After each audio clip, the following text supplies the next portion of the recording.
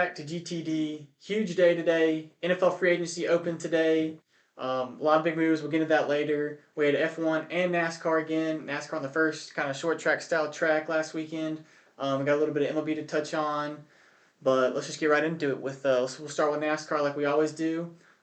Phoenix first, like I said, short track style racing. They did a little bit, changed the diffuser out, kind of took some downforce off the car, tried a new tire that the driver said really didn't change anything at all. Yeah.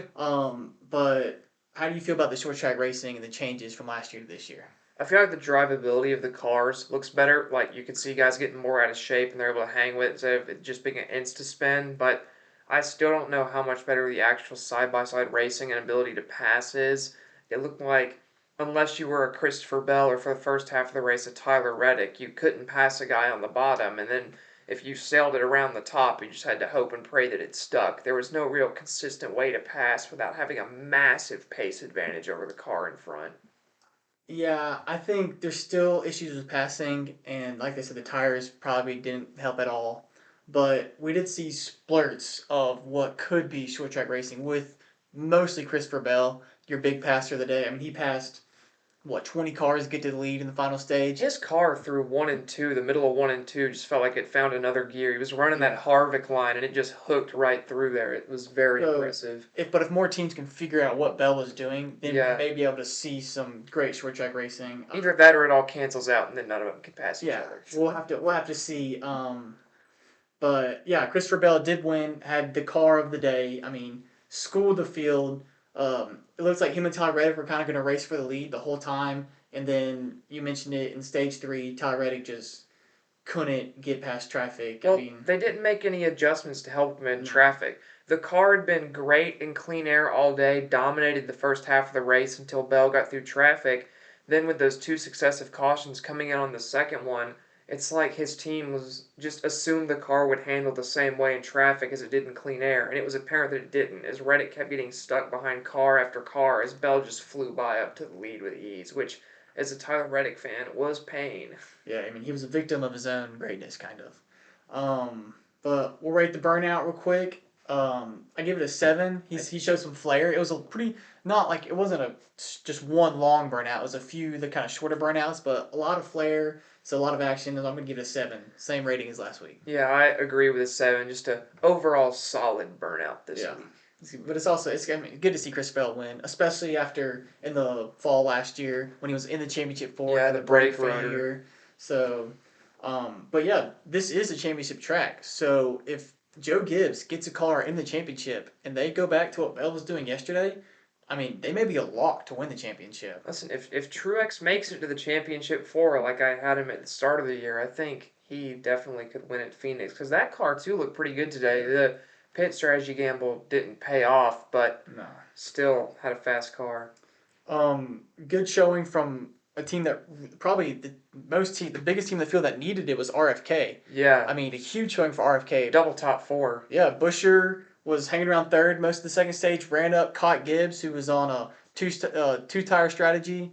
But I mean, a big day for RFK, big bounce back day. And I talked about last week. I wanted to take an RFK car this week or for the Phoenix race, but it just didn't see the speed, and they showed me the speed.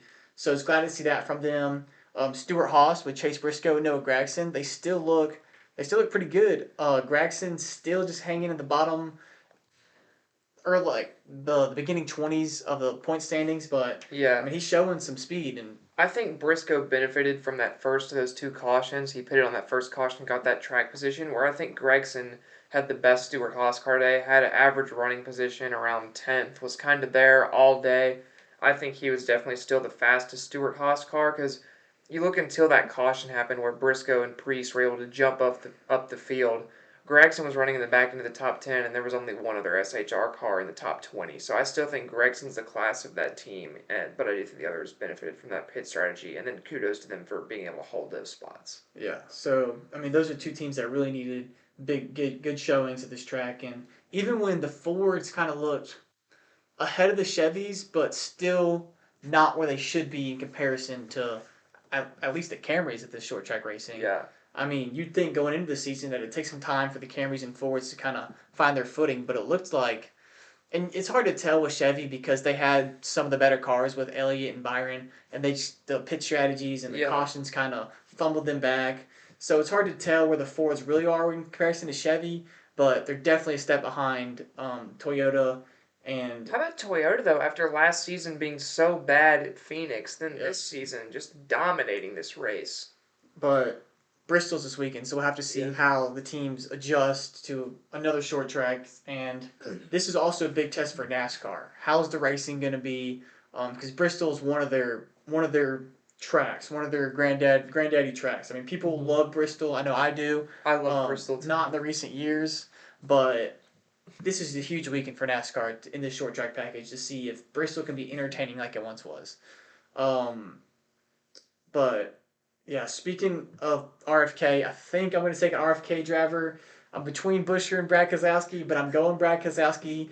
This was one of his, not his last race. His last race win was Richmond, but before that, in the same year, it was Bristol. So he's got a 102 race winless streak. I think he snaps it this weekend. I'm going Brad K. or Buescher for experience. I also like RFK a lot this weekend. I'll just take the other one. Give me Chris Buescher. Has won at the asphalt, the concrete version of Bristol recently, and has really been coming on strong the last couple years. And I think he'll get it done this weekend. Give me Christopher Buescher out of where's he from? I forget some. Prosper, Texas. Oh, really? Yes. But so you took Buescher, which means he's probably gonna be really fast and not win. Yeah. However, Every week, I take a car that is a top 5 fastest car that does not win the race, and it's very annoying. your boy, 2 weeks in a row, Larson at Vegas, Bell at Phoenix, and we're picking these a week in advance. I mean, we're picking these before practice, Yeah. qualifying, before anything. So I mean, that's pretty good to go 2 weeks in a row. Maybe I can keep a hot streak. So I'm 2-2 all the year. I'm just an average finish merchant at this point. My Yeah. average finish is better, but I still can't get a win. Yeah, but we'll see. We'll see how that goes. It is the concrete this week. Normal the last 3 years, I think we've seen this spring race has been dirt. How do you feel about them taking dirt off the schedule and replacing it back with another just normal Bristol race? I think that if the short track package works, no one will care. I think if we get bad racing again, give it 5 minutes after the race where everyone goes, give us the dirt track back. So I think it's going to depend a lot on that. For me, I like Bristol concrete more than Bristol dirt. It's more Bristol. I don't know if that makes any sense, but No, it does. growing up watching Bristol all the time, you have the night race and you have the spring race, and it's both Bristol, it's both concrete, it's good short track racing, high banked. So I like the classicness of concrete Bristol. I do think that dirt tracks shouldn't go completely absent from the Cup Series. I would love to see them go to a purpose-built dirt track. Yeah. Go to one of your 20-something tracks that have a dirt track. Yeah. Same lot, like Talladega, Charlotte. Any one of those and race on an actual dirt track, not Bristol. That's the problem with Bristol dirt. It wasn't a dirt track. I applaud and love NASCAR for trying a dirt track, and I'm with you. They should stay, but go to an actual dirt track. And we never really got to see the full experience at Bristol because it always rained Yeah. for that race. So we never got to see its full potential, but that's because they tried to do too much with Bristol. Just go to a dirt track. That's all I'm asking NASCAR. Go to a dirt track and it'll be great. We can see Larson, Reddick, and Bell race for their lives. Everyone else can hang back and spin around. Yes. But Bob Procris and a lot of NASCAR media have been overreacting to the points. And I mean, they started that after Vegas. 3 weeks into the season. We're now 4 weeks into the season, and you're seeing a lot of people freak out and react to points. Is it too early to overreact?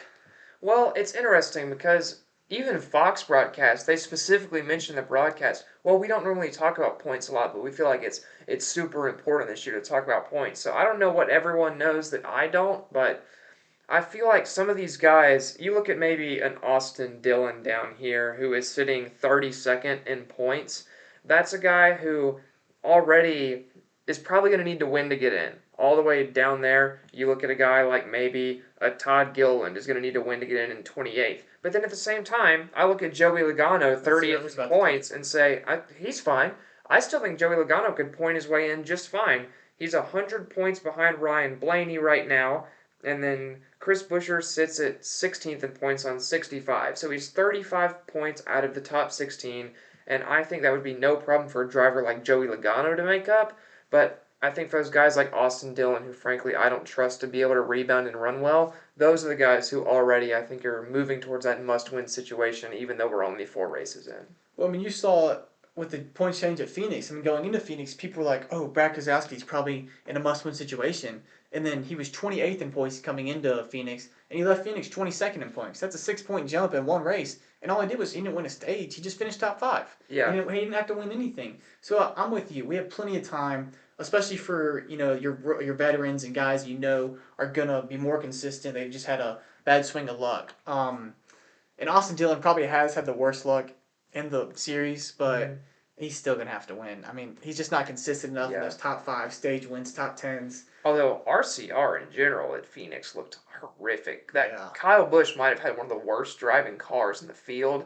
I think when he spun out on the backstretch, he was praying for someone to hit him and end his day because he was sick of driving that thing. But No, and I'm shocked he didn't go earlier because he was lap one. Was just saying like I'm pretty much having to drive against the car for the car not to spin around, and he had to go into the pits early. he said he had liftoff understeer, which is so weird because you're so used to that liftoff oversteer where it rotates into the corner as you ease off the brake. But he said when he lifted out, it would like spear towards the wall, which is something I've almost never heard of in a car. So I don't know what they messed up on that thing, but it was not driving right at all. Someone at RCR left their glasses at home when they were working on that car that day, but definitely a swing and miss for them. Um, but yeah, I guess we'll jump over to F1 now. We have the Saudi Arabian Grand Prix. Yes, Leclerc's on the podium finally. Yes, that's 2 weeks in a row with the Ferrari on the podium, and Yes. 2 weeks in a row with Max Verstappen winning. No one saw that one coming, and so I mean, out of the two races, Red Bulls had four of the podiums, four of the six, so no surprise there. I would just like to say I had a perfect podium prediction for this week with Max Perez and Charles Leclerc coming home third. Granted, with the way the Red Bulls are right now, if Perez is performing this way, you're usually going to get two free spaces right now, but predicting that third car can be difficult, and I was happy it was my guy this week. It's amazing what he can do when his brakes work. I will say that those were a huge problem for him in Bahrain, but the big story from this race, I think, is the other Ferrari driver in Ollie Bearman, who just 5 hours before qualifying was told, okay, you're in the F1 car this week because Carlos Sainz is out with appendicitis. And apparently he is better and is looking to make a return in Australia, which is good to hear. But Ollie Bearman coming in third youngest F1 driver to ever start a race behind Max Verstappen and Lance Stroll, and performed really well. Barely missed Q3, and then finished a great P7 in the race, holding off a hard-charging Lando Norris and Lewis Hamilton, who are both coming on soft tires. And for people who say, oh, he's in a Ferrari, he should have finished better than 7th. How about you go try to drive an F1 car then, see how that goes? Show me the part in the Ferrari where it's on autopilot and Bearman just sits back and goes, I'll enjoy the ride, but it. He even said in his interview after the race, I said, how are you doing? And he's like, destroyed. Yeah, that was so physical. So massive, massive kudos to Ollie Bearman, and I think that while it is early and you don't want another Nick DeVries situation, I think he's young enough to where I would say give him a shot in a Haas, maybe, see what happens there, because Nico Hulkenberg has been good. K-Mag had his moments in this race, which we'll talk about in a little bit, but I didn't talk about that. I think K-Mag overall is definitely past his prime and at the point in his career where I would not be upset at all if Ao Komatsu and Haas got a little phone call from Ferrari like, hey, give our guy a ride, and you see Bearman and Haas next season. I definitely think that's possible. So you think next season, as early as next season, he has a ride? Yeah. I don't see him having a ride next year just because of not the lack of opportunities, but I don't see a whole lot of seats changing next season. I see that going into 2026. I see a lot of seats kind of being up and changing around. We have possibility of Max to Mercedes. I'm not buying that. I'm not buying that. He's not going to Mercedes. I think if Christian Horner is let go, then immediately Max is locked onto Red Bull. But until that happens, I think it's still up there. And then we have Lewis Hamilton to Ferrari. We have all these other crazy things happening. I think it's way too early to say anything at the end of this season because a ton of contracts run out. So I'm super excited for silly season this year. Yeah, it'll be fun, but yeah, just an impressive run for Bergman, especially at a track like Saudi when the turns are a little tighter, and you have no room pretty Yeah, much on some of those turns. I mean, we you saw it saw with it. Lance Stroll. Yeah, just get nick the wall, and then I mean, all hell broke loose. And he was Wait, doing shout that out to wall. his engineer for saying, "Can you drive it back?" But he's buried a foot into the wall. Stroll's like, "No, I can't drive it back. Yeah, the thing's I'm in the the thing the wall." thing had to get craned out of there. But you touched on K Mag, who I kind of want to vote a driver of the day, and He was Thomas the Tank Engine he impression. got some votes for driver of the day, which is hilarious, just because I don't think I've ever seen a driver get votes for driver of the day with 20 seconds in penalties for running people off the yeah. track. But But I mean, to quote Daryl Waltrip from Talladega Nights, so that's a teammate right there. I mean, he did everything he could for Nico Hulkenberg just to hold up. I mean, what, the whole field behind Yeah. him, like 6 guys behind him, and they were getting so frustrated with him, and it was just fun to watch him just kind of like on his drive or whatever. He probably drove harder than Max Verstappen did, just keeping the guys behind him. The onboard of him in Sector 1 was hilarious. He's going to a corner, he's like, "Oh, I'm going too fast." You would hear him like lip Yeah. Sector 1, just coast through some of those corners. And I think he had the perfect car behind him too with Esteban Ocon in that Alpine, which is slower than the slow thing in a straight line. So I think that was a perfect scenario for this defense to work. I don't think this is going to be something I saw a lot of people saying, "Well, why doesn't he just cut the corner at turn 1 in Australia, pit Hulkenberg the first lap?" But I don't think this is going to work every track. And then also, it's not going to be Alpine behind you every time. I think if that was Alex Albon behind him in a Williams, he would have gotten by fairly quickly. But again, shout out to Haas. The Haster plan was in full effect in this race, and it got him a point. And honestly, Haas overall, for a team that came into testing with their team principal saying, "Yeah, we don't expect to be any good at all," to have actual race pace this year, because the last 2 years their tires have been like they were running over a cheese grater, just falling off instantly.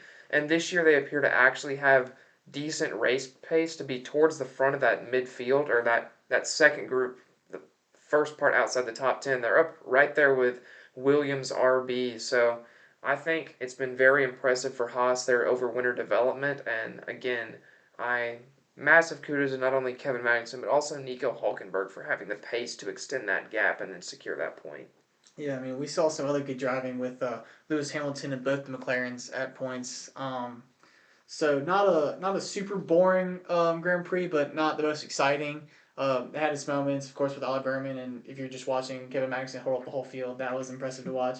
But yeah, not overall a decent race. For sure, good race. I think going to the track like Australia, hopefully there's some I'm worried about parity. Australia.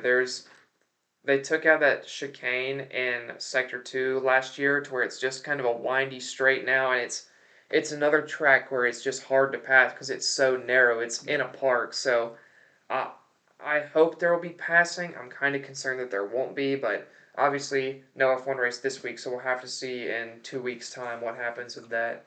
I hope another driver other than Max gets pole. I don't want to see Red Bull on pole. I don't care if it's Mercedes, Ferrari, McLaren. I just want to see another driver on pole, and that'll hopefully make it a lot more interesting. Unless just Max takes it in Yeah. turn, I would watch. turn 4. I would watch McLaren this weekend just because Australia does have some fast corners now with this new layout. The entirety of Sector 2 is a lot of high speed corners, which, as we saw in Jeddah, really benefits the McLaren a lot. You saw Drive off is impressive. Norris in front of Hamilton in that Sector 1 of high speed corners. He pulled almost an entire second in Sector 1 on fresh tires. So, any area with high speed, I would definitely watch the McLarens. I still think Red Bull will be the fastest, and then always this Ferrari is very good over one lap this year. So maybe Leclerc can manage to stick it on pole somehow. He's usually a bit faster over a one lap pace than Sainz, even if Sainz can do better than him in some races. So I would watch maybe a Leclerc or a Norris if it's not a Red Bull pole. Yeah. We'll jump over to NFL. Our first time talking about NFL because free agency opened today. Yes. And wow, everyone got signed immediately. They did not wait around. I mean, we had news last night of teams that were gonna sign certain players. No Scott Boras in the NFL. No, not at all. I mean, they did the opposite of MLB. So I guess we'll hit with Russell Wilson getting paid veteran minimum, which is $1.2 million with the Steelers. How do you feel? I'm whelmed. Like, Kenny Pickett, I think it's very clear, is not the answer.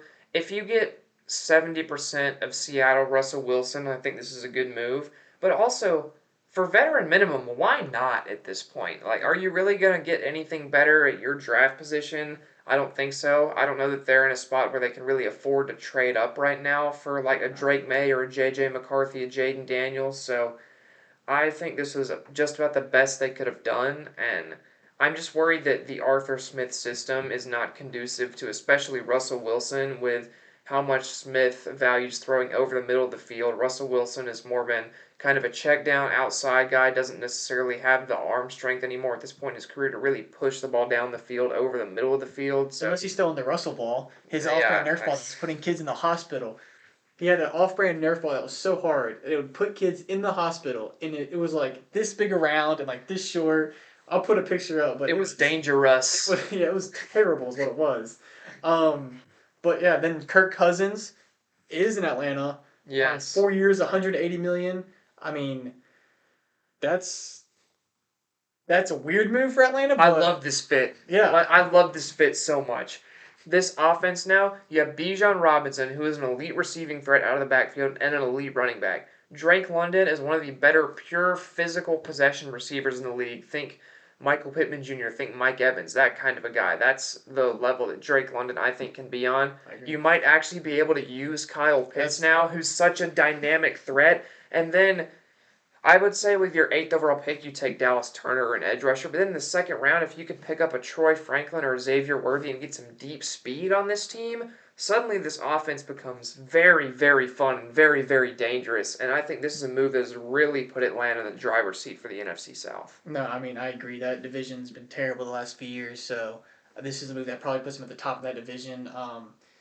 You have Tampa Bay. Tampa Bay's also in that division. They signed Baker Mayfield again today. Yeah, good move I think for them. That's the best they're going to do at the quarterback position, and he was definitely serviceable for them last year. Really got him a lot farther than I think most people expected them to go. So I guess don't count out Tampa this year either. I have to see if Baker Mayfield can sustain what he did last year because we've seen a lot of inconsistency in his career. So 3 years, 100 million. I don't want to say they overpaid for him. I I don't just think they want to. overpaid. I just want to see some more consistency and see if he can come back and do what he did last year.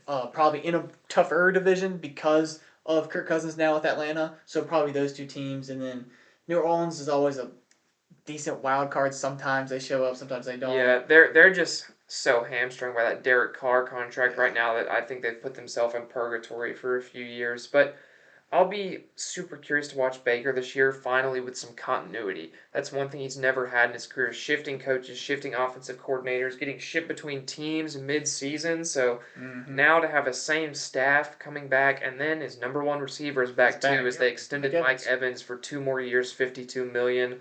Another great move for them. Bucks legend, gets 1,000 yards every season. So I think, especially with the retainment of Baker, that's a very good move to keep one of your reliable weapons in town. I agree, but the most thing I'm most excited for this offseason, as far as free agency goes, is the running back class. I mean, a stacked free agent running back class, veterans, younger guys.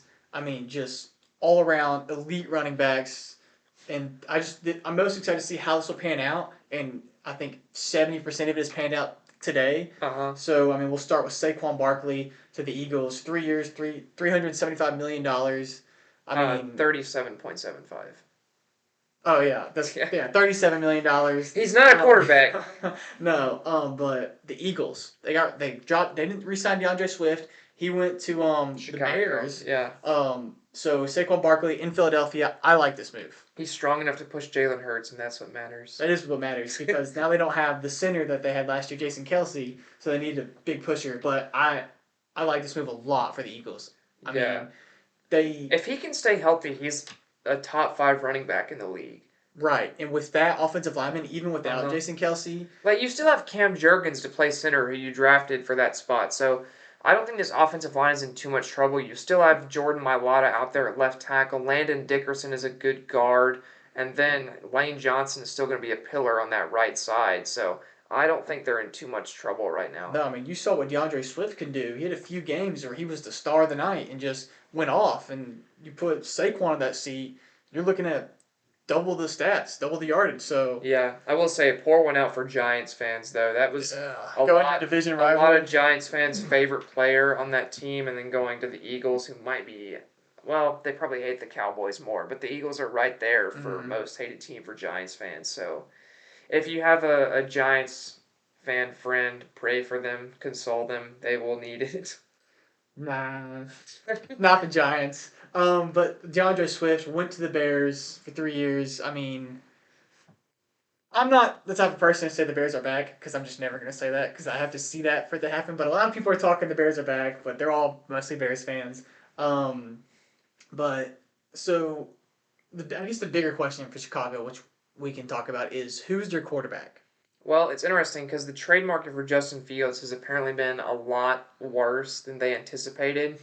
These teams don't want to pay the price that Chicago is asking for Fields, and now it looks like the most likely scenario might be you have a QB battle between him and Caleb Williams in the fall, which would be very interesting. And I just the Bears are in such a weird spot right now with having the number one overall pick. Surely you have to take Caleb Williams there. You can't pass up a prospect like that. I But then what do you do with Justin Fields? It's just so interesting. But I will say, to the Bears' credit, I like what they've been doing in free agency over the last couple of years, picking up Terrell Edmonds or Tremaine Edmonds last year to play inside linebacker. Now this year, getting DeAndre Swift, Kevin Byard on a short, fairly cheap deal. He's a little bit past his prime, but he's definitely better than Eddie Jackson, who you had back there beforehand, who has fallen off a cliff recently. So I like the signings that the Bears have made recently. I think their GM is being pretty savvy here. So right now, all that's really left to figure out is the Justin Fields contract. But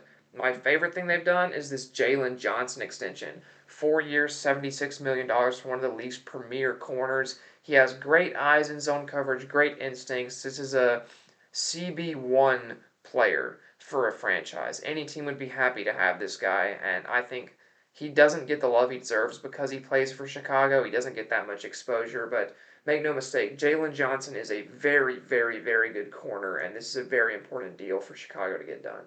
Yeah, I mean, no doubt the front office has made the moves necessary for this team to succeed.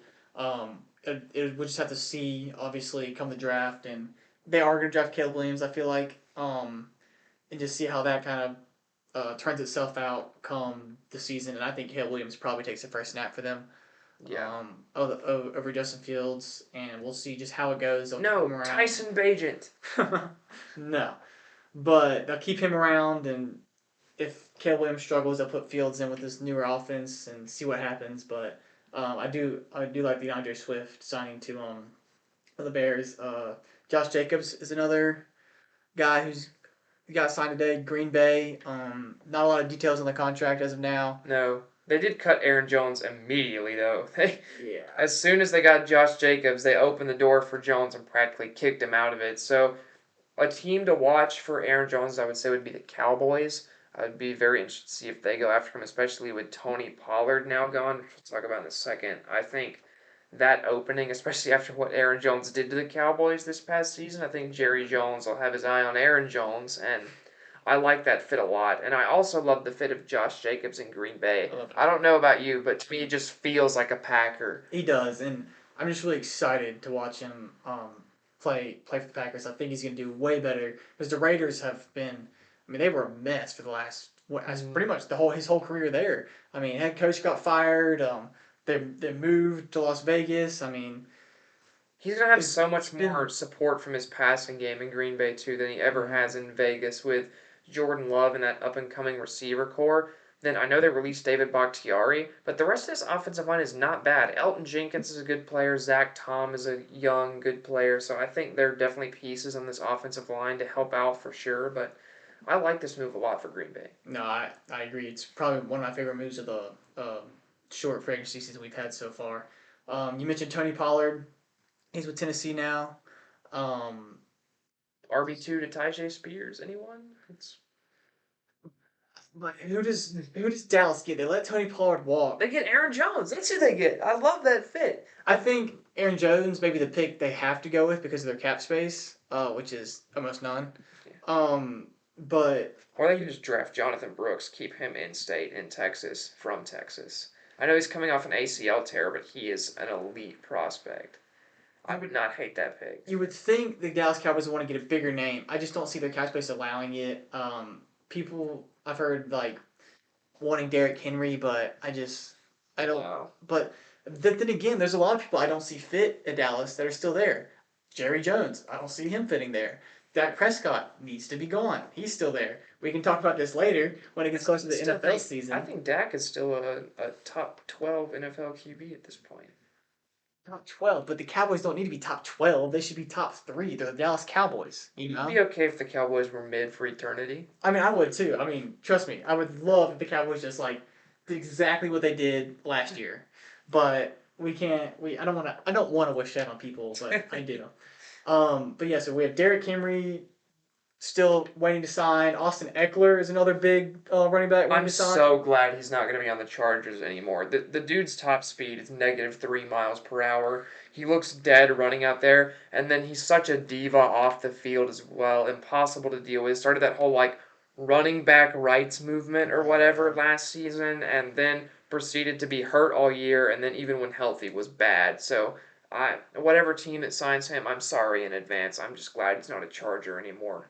Yeah, so we'll have to see where Henry and Eckler shape up. There's a few other guys, AJ Dillon, Clyde Edwards-Helaire. So just we'll hopefully by next week we'll have some more answers for that. But not good to see Aaron Jones to the Cowboys. Mm-hmm. Wide receivers, T. Higgins, Pittman. Yeah. We've talked about Mike Evans. They both signed, re-signed, franchise tagged, or re-signed with their existing team. Yeah. So not a whole lot of shakeups. Michael Pittman with a 3-year, $70 million deal to stay at Indy. This is a guy that you needed to secure for Anthony Richardson. This is your big go up and get a guy, receiver one. Very, very good player. I think this past year really had a breakout year, and considering his quarterback was Gardner Minshew for a lot of the season, I think that's impressive. So, good contract for Indy. I love that they were able to keep him around. Then T. Higgins franchise tag, but then did request a trade almost immediately after. So this could be a very likely tag and trade scenario. And for me, I don't understand why that's not a guy you don't just re-sign.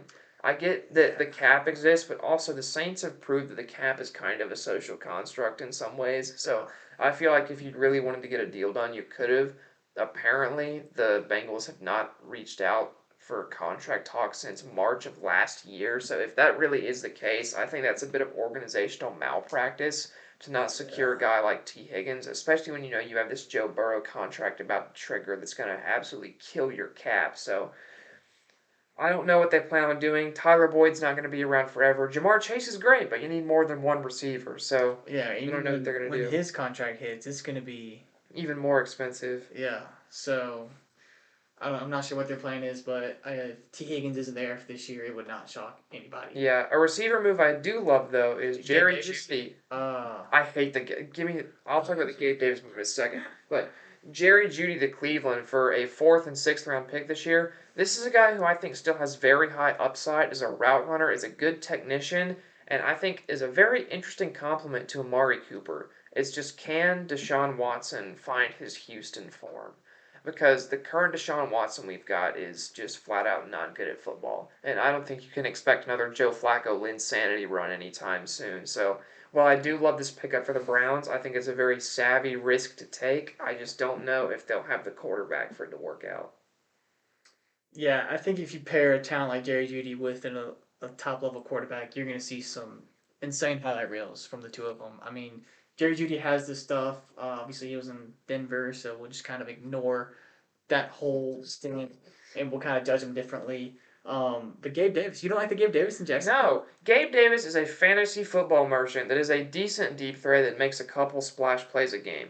The world has somehow been fooled into thinking that Gabe Davis is a good all around wide receiver, which he is not. He does not have a complex route tree. His hands are okay. He is excellent at winning down the field and making 1 or 2 catches per game.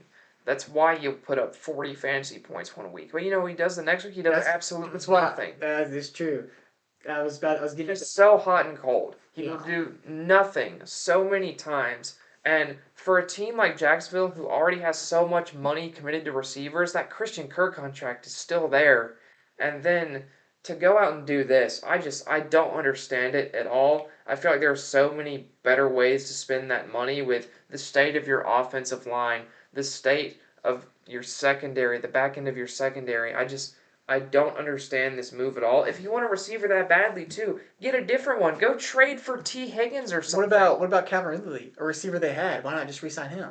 I don't know how much longer Calvin Ridley is gonna. Apparently, the talks between those two sides have not been going well, and it was initially expected that Calvin Ridley would be released following the signing of Gabe Davis, but then he hasn't been released, so I don't think anyone really knows what's going on with Calvin Ridley right now.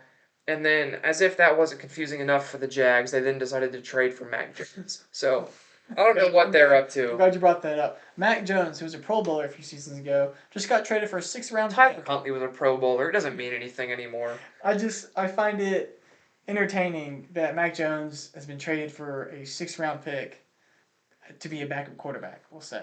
I mean, it's just interesting to go from what he was to what he is. But in do you do you think it's too harsh on Mac Jones? Like No, you think it was Mac he was Jones? very bad. But Like that, the Patriots have no receivers. I'll give you that, but well, he's playing at the same level as Bailey Zappi. Like they were just two clones of each other out there, and Mac Jones they just invested more in. So I But with all the things that were going around in New England, especially last season, you don't give Mac Jones another shot anywhere to be a quarter. I mean, name a team. In what team is he a starting quarterback at? not the Panthers, not the Saints, not the Falcons anymore with Kirk Cousins.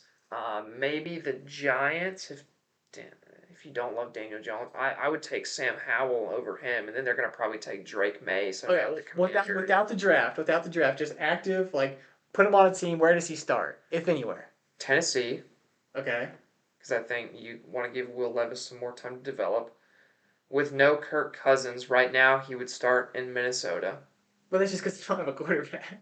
Well, that's what it takes for Mac Jones to start a team that doesn't have a quarterback. All right, so all right, so you're not giving him a second chance, really. Anyway. No, I'm not. He's Okay, terrible. okay. I would. I He's a think I would noodle for an arm. He does not have an NFL arm.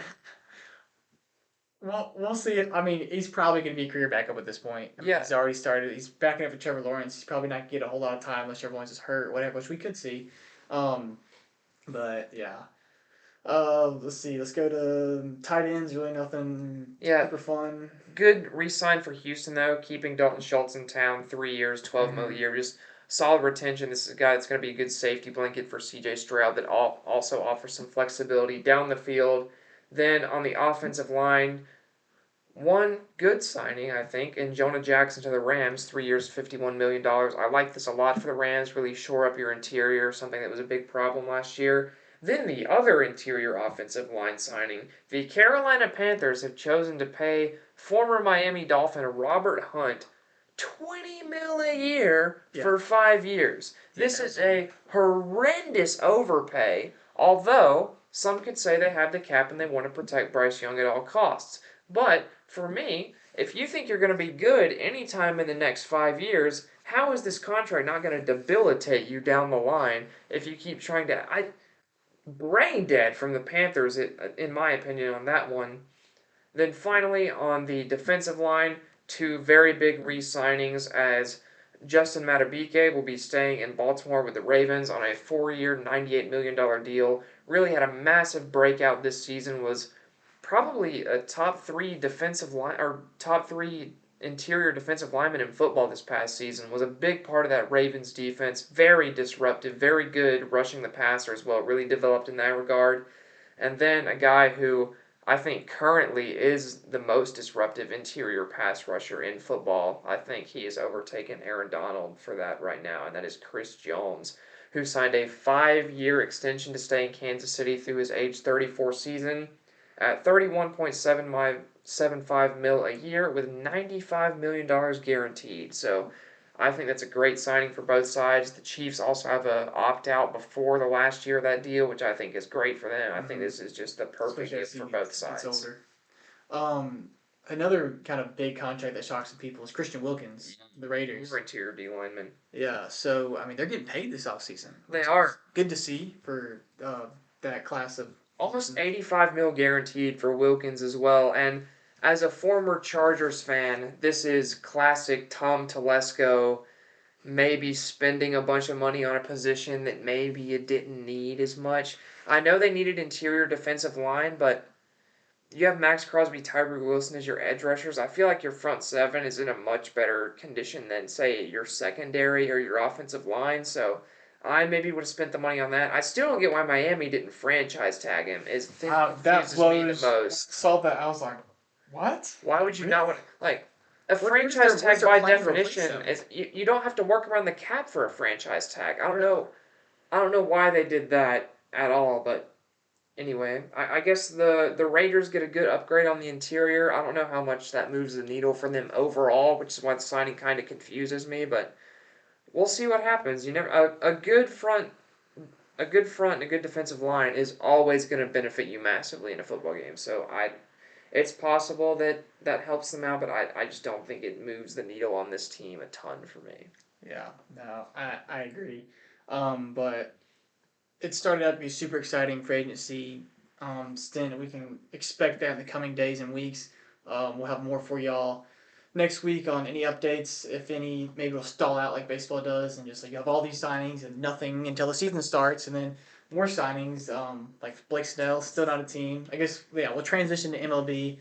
Blake Snell still without a He team. posted on Instagram yesterday. It was just a black screen, the little looking eyes emoji. Everyone thought he was signing somewhere, and then we still have no I'm news. not the person to buy this stuff. He did follow a bunch of Cubs players, current and present, last night, I think, on Instagram. I saw that pop up today. I don't think it means anything. Maybe just be messing with people, but he did follow a bunch of Cubs I players. actually made a fake Blake Snell account and did that just to Yeah. catch your attention. Yeah.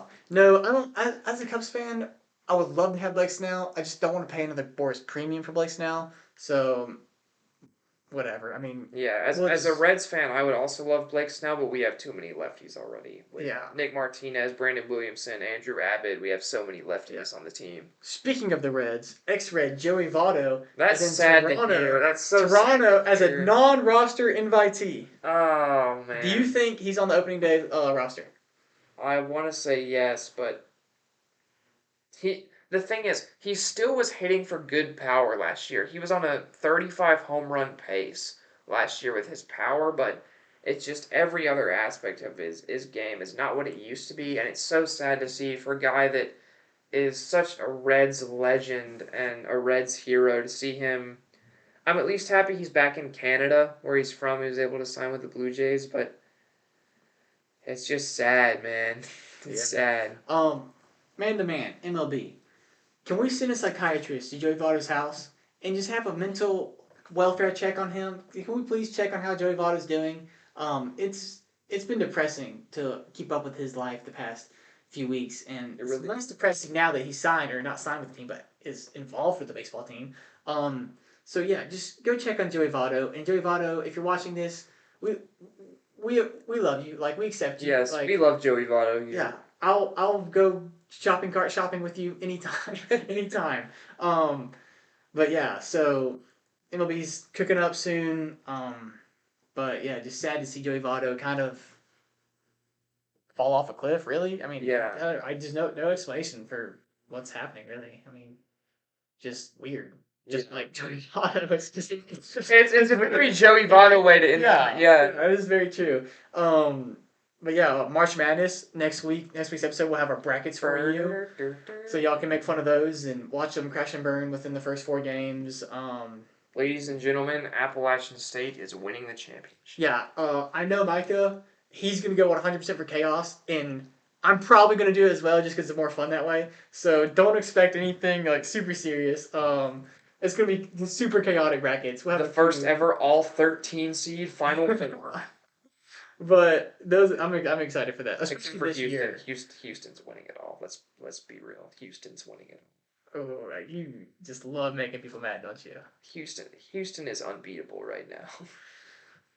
I don't know. We'll see. But before we get to March Madness, we have the SEC tournament. Probably the most exciting SEC tournament I can remember Yeah. in recent years. I mean, you have Tennessee, who's probably going to win it. They're just really good this year. Tennessee's not gonna win it. But then you have Kentucky, Alabama, Auburn, South Carolina, and Florida. Mm-hmm. I mean, those are the SEC's pretty elite this year. You're probably going to get 7 teams, at least, definitely at least 6 in the tournament. So Kentucky and Florida are gonna play in a semifinal game in the SEC tournament, and the winner of that game wins the tournament. Write it down.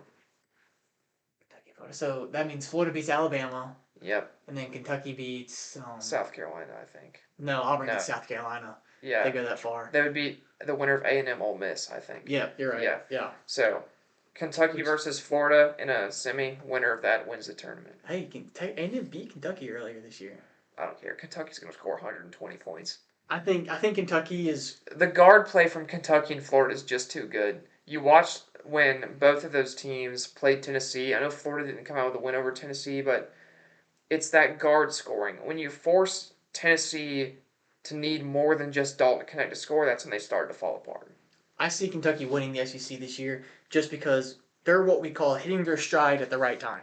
I mean, they are hot right now. They're scoring $1 billion every Yeah, game. and so they're going to carry this momentum into the tournament. They're still Kentucky. People were dogging on them at the beginning of the year, in the middle of the year, but they're probably going to win the tournament. Um, Alabama, I see falling apart and crumbling.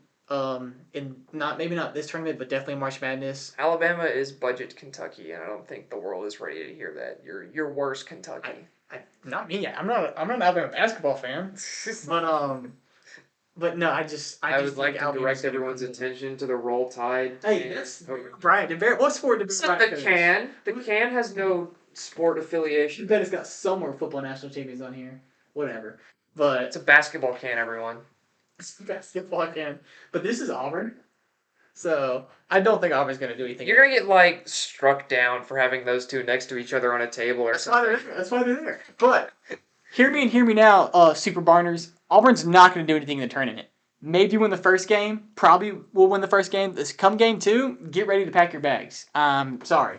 I I'm inclined to agree with you, but I'm worried about it. I just Unless don't trust our scoring enough. I think if we come up against like say a 7 to 12 seed that can shoot really well, I think that's really where we start to run out. I don't know that we can keep pace. unless someone has enough money at Auburn to convince the NCAA to move the tournament to Neville Arena. Yeah, which even there, a team like Kentucky that shot the lights out beat us. So Yeah. No, so I don't know. That'd be interesting to watch. What else you got?